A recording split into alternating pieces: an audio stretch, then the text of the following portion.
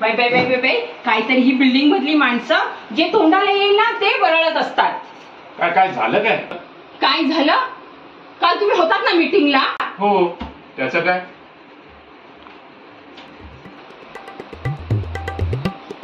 अहो वेळ लागला का तुम्हा सर्वांना? अगं काय झालंय ते तरी सांग.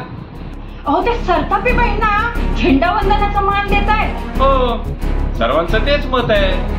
अहो त्या बाईला पाहिलंत का तुम्ही? नवरा मेलाय तिचा आणि तरी पण कशी राहते. लाल साडीच काय नेसते, गजरेच काय घालते, मंगळसूत्र पाहिलंच तिचा आणि काय हसते.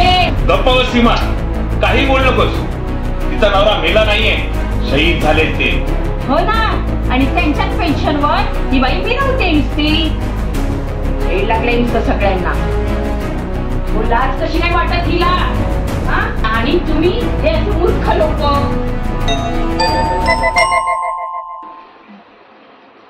कोण आलं आता?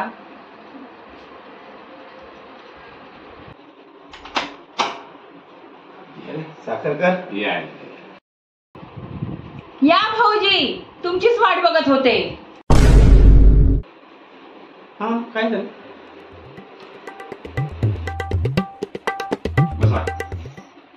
काय हो, तुम्ही सेक्रेटरी ना? तुम्हाला तरी कळायला हवं ना? का काय झालं? अहो त्या सरतापे बाईंना झेंडा वंदनाचा मान देताय. हो, शी डिझर्व्स इट. कर्म माझं. अहो तिचा नवरा मेलाय, शहीद झाले. अहो केवढ्या मोठ्या संकटातून वाचवलं त्यांनी आपल्याला, माहिती आहे ना तुम्हाला? सरतापे शहीद झाले, त्यात त्यांना मूलबाळ नाही. विचार करा त्या किती अपसेट असते.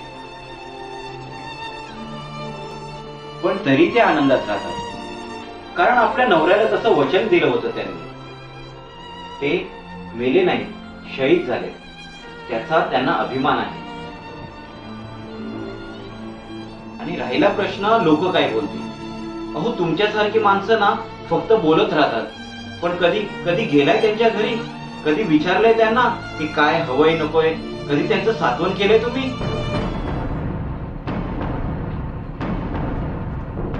तिचं हसणं तुम्हाला पोचलं ना. आयुष्यभर काय फक्त तिने रडत बसायचं? आणि का? तुम्हाला आनंद मिळावा म्हणून.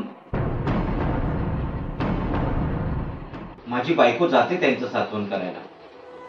तिने पाहिलंय त्या तासन तास नवऱ्याच्या फोटोला सलाम करत ढसा रडत असतात. तुम्हाला वाटतं त्या नवऱ्याच्या पेन्शनवर मजा करतात? अहो साधा वरण भात, खिचडी भात हा त्यांचा आहार झालाय आता. आपल्याला मूल नाही म्हणून एका अनाथ आश्रमातल्या मुलाला त्या शिकवतायत का? तर त्या मुलाला शिकून मिलिटरी मध्ये जायचंय. त्यांचं नीट नेटकं राहणं तुम्हाला वावगं दिसतं. त्या फाटक्यात राहिल्या असत्या ना तरी तुम्ही बोलला असतात की एवढी नवऱ्याची पेन्शन मिळते तरी पण बघा कशी भिकाऱ्यासारखी राहते. हो ना, हीच भाषा आहे ना तुमची सीमाताई.